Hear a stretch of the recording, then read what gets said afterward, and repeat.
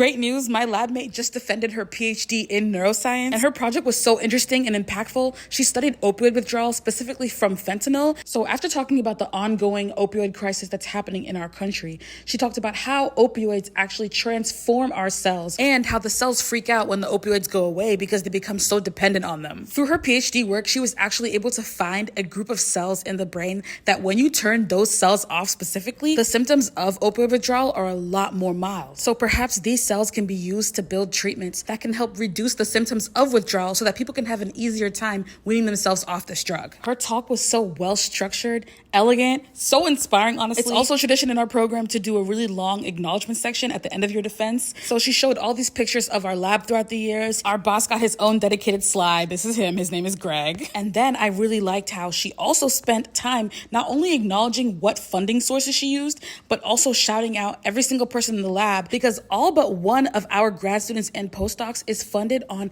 an early career investigator award of some sort from the NIH, and a lot of these are being stripped. So I really love that. She then had her private defense, so the rest of our lab was on party planning duties. We made the balloons, we put together the drinks and stuff like that, the food, and then she came in as a newly minted doctor, because the moment you pass your defense, you're officially a doctor. So we ate and gave toasts. Our lab has a tradition where everybody who defends gets to take a shot of bourbon with our boss. I don't know if you can tell, his shirt has poppy flowers on it, which is the plant that produces opium. Overall, a lovely occasion. Makes me excited for my own defense, which should be coming up in about 8 to 10 months.